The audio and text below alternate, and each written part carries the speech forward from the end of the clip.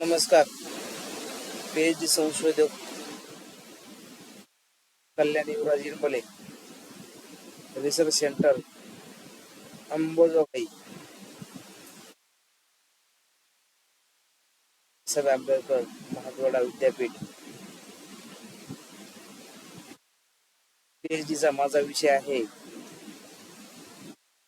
अनुसूचित जाती व जमाती, स्थानिक स्वराज्य संस्थेतील महिला, राजकीय नेतृत्व अभ्यास. विशेष संदर्भ बीड जिल्हा 2007 ते 2017. माझे मार्गदर्शक डॉक्टर अनिल देशमुख सर, छत्रपती महाविद्यालय उमरगा, राज्यशास्त्र विभाग.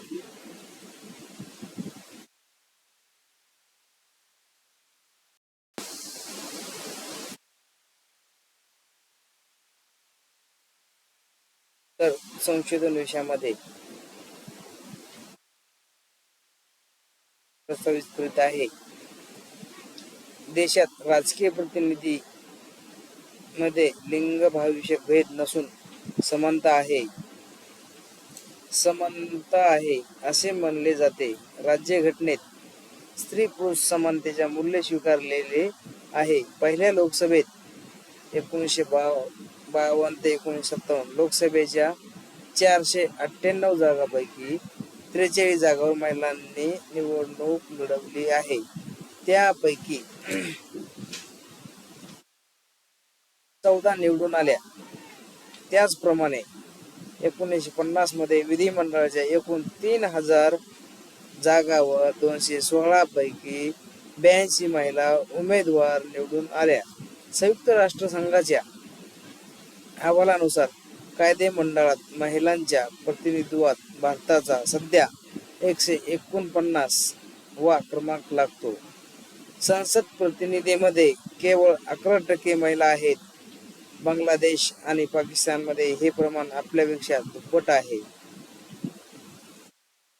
मंडळाच्या निवडणुका जिंकण्यातील महिलांना देणाऱ्या अडचणी ही महत्वाची सामाजिक मर्यादा आहे, हेच यातून दिसून येत आहे. स्त्रियांच्या सामाजिक राजकीय स्थानाबाबत आणि खऱ्याखुऱ्या प्रतिनिधीबाबत आपल्याकडील चित्र काय आहे? अद्याप ही प्रतिकात्मक गोष्टीवरच आपला भर असतो. अद्याप ही महिलांचे मताधिकार विस्तारण्यासाठी झगडावे लागत आहे. महिला प्रतिनिधींना उमेदवारी दिली जाते, काही निवडूनही येतात आणि जबाबदारीचे पद मिळवतात. पण व्यापक दृष्टीने पाहता सामाजिक पातळीवर मात्र राजकीय सत्ता पुरुषी वर्चस्वाखाली दिसते. पक्षाच्या अंतर्गत पदाधिकाऱ्यांच्या उतरंडीपासून अनेकदा महिला दूरच राहिलेल्या दिसतात. मात्र विविध राजकीय पक्षाशी निगडीत असलेल्या महिलांच्या गटांचा उपयोग सामाजिक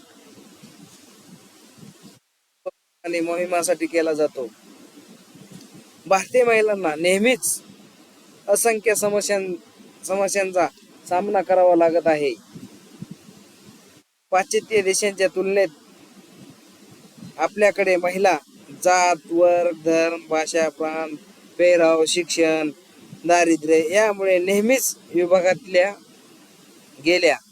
त्यामुळे महिला नेत्यांना महिलांमध्ये वैयक्तिक हक्कांची जाणीव निर्माण करण्यासाठी विशेष प्रयत्न करावे लागत असल्याने त्यांची अपेक्षित प्रगती होऊ शकलेली नाही. आपण अजूनही खंबीर, उदार आणि त्याचबरोबर पक्षपाताच्या असमानतेच्या विरोधात आवाज उठवलेला आणि महिलांचे मनोबल उंचावून त्यांना राजकारणाच्या मुख्य प्रवाहात ओळख निर्माण करील अशा महिला नेत्यांची प्रतीक्षेत आहोत. तोपर्यंत लिंगभावविषयक असमानता सुरूच राहील. भारतीय राजकारण, विशेष राज्य आणि केंद्र सरकार महिला प्रांती सहानुभूती दर्शविण्यात व त्यांना सशक्त करण्याचे मार्ग समजून घेण्यात अनेकदा अपयशी ठरले आहेत. महिलांना आरक्षण दिल्यामुळे त्यांची दृष्टिकोन मर्यादित होईल.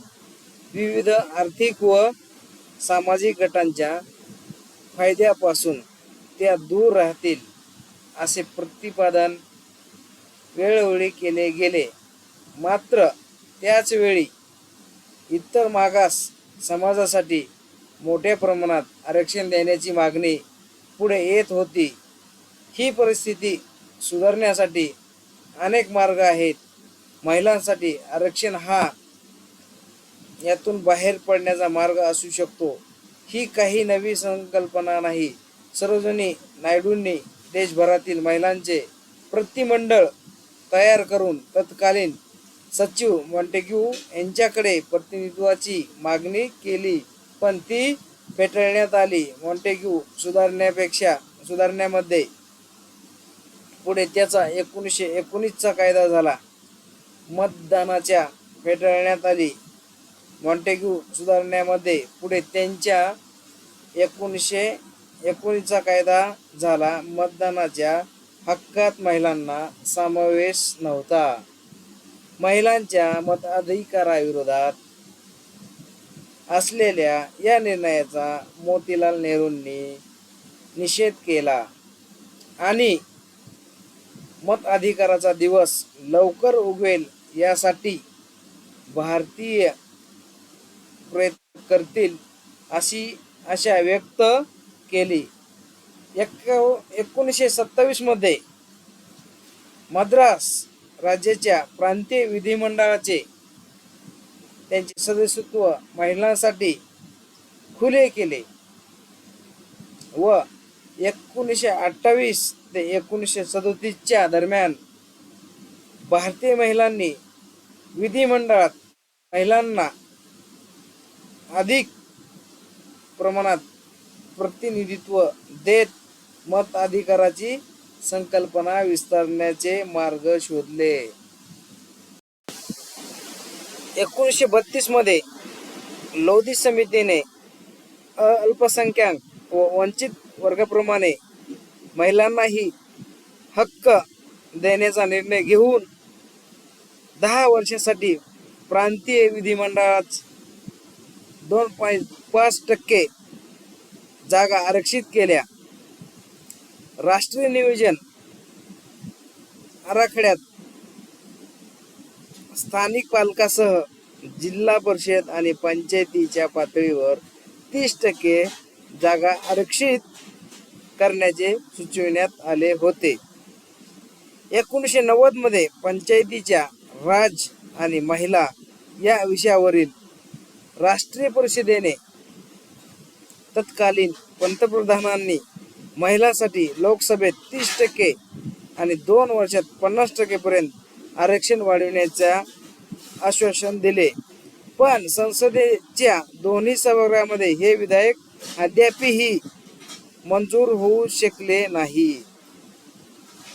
या पार्श्वभूमीवर आणखी एक महत्त्वाची गोष्ट म्हणजे उमेदवाराची गुणवत्ता.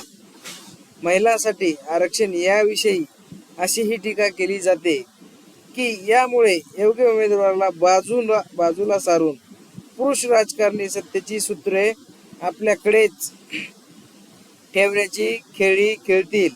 त्यातूनच ग्रामीण भागात राजकीय शब्दकोशात सरपंच पती म्हणजे महिला सरपंचच्या पतीने सत्ता चालवणे या शब्दाचा समावेश झाला आहे. महिलांसाठी जागा आरक्षित करून महिलांच्या आडून पुरुषाने कारभार चालविणे हा प्रकार थांबणार नाही. उलटून यातून सर्जामशाही पुरुष राजकारण्यांना राजकीय प्रतिनिधित्वासाठी त्यांची पत्नी, महिला, नातेवाईक यांना राजकारणासाठी वापरण्याची संधी मिळते. परंतु काळानुरूप महिलांचे प्रतिनिधित्व वाढेल जसे महिला आरक्षण लागू झाल्यापासून स्थानिक स्वराज्य संस्थेमध्ये महिलांचे प्रतिनिधित्व वाढेल. आपल्याला अशा महिलांना नेत्यांची गरज आहे, ज्या समाजाचे प्रतिनिधित्व करतील, महिलांच्या हक्कासाठी त्या संघर्ष करू शकतील आणि त्यांच्या हक्कासाठी ती लढायला तयार असेल. घटनेच्या 73व्या आणि 74व्या घटना दुरुस्तीनुसार सर्व स्थानिक स्वराज्य संस्थेमध्ये एकूण जागांपैकी 1/3 जागा महिलांसाठी आरक्षित आहेत. 11 राज्यांनी हे आरक्षण 50% नेले आहे. त्यामुळे 30 पद्धती संपूर्ण देशात लागू करण्याचा आमचा विचार आहे, असे ते म्हणाले. त्याचप्रमाणे सध्या असलेल्या वॉर्डासाठीचे 5 वर्षाचे आरक्षण 10 वर्षासाठी करण्याचे हे विचार आहे, असे हे ते म्हणाले.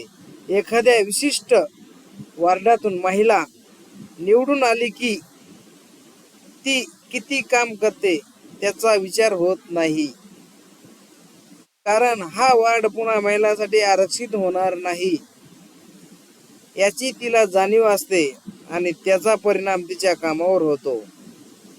त्यामुळे हे आरक्षण 10 वर्षासाठी करण्याचा मानस आहे. मात्र काही राज्यांनी त्याला विरोध केला आहे. त्यामुळे सध्या मंत्रालयाने केवळ 50% आरक्षणाचा विचार केला आहे. महिला राजकीय नेतृत्वाच्या दृष्टिकोनातून राजकीय जीवन महिलांनी स्वतःच्या हिमतीवर दाखवून इतर महिलांच्या विचारामध्ये भर पडली पाहिजे. संशोधन करण्याच्या मागचा उद्देश स्थानिक स्वराज्य संस्थेतील निवडून आलेल्या महिलांची वैयक्तिक व कौटुंबिक माहिती जाणून घेणे. स्थानिक स्वराज्य संस्थेमध्ये आरक्षणावर निवडून आलेल्या अनुसूचित जाती व जमातीच्या महिलांमध्ये झालेले राजकीय परिवर्तन अभ्यासणे. स्थानिक स्वराज्य संस्थेमध्ये आरक्षणावर निवडून आलेल्या अनुसूचित जाती व जमातीच्या स्थानिक स्वराज्य संस्थेतील महिला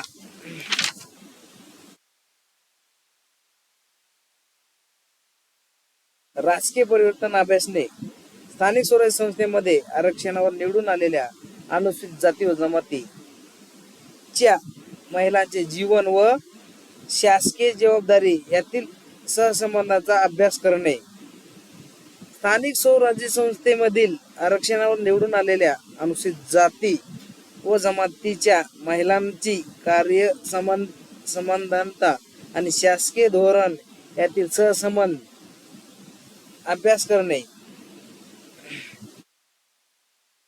स्थानिक स्वराज्य संस्थेमध्ये आरक्षणावर निवडून आलेल्या अनुसूचित जाती व जमाती महिलांचे भविष्यकालीन ग्रामीण नियोजन अभ्यासणे. माझे संशोधन क्षेत्र बीड जिल्हा, महाराष्ट्र राज्यातील जिल्ह्याचे ठिकाण जे प्रस्तुत संशोधन क्षेत्र आहे. संस्थेतील त्यातील ग्रामपंचायत, पंचायत समिती, जिल्हा परिषद आरक्षणावर निवडून आलेल्या अनुसूचित जाती व जमातीच्या महिला होय.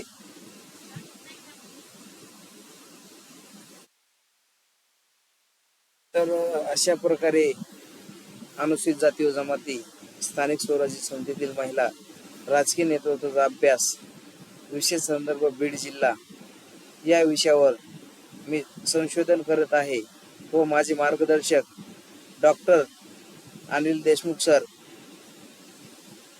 यांच्या नियंत्रणाखाली मी संशोधन करत आहे.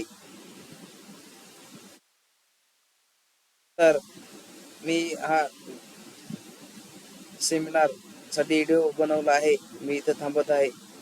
नमस्कार.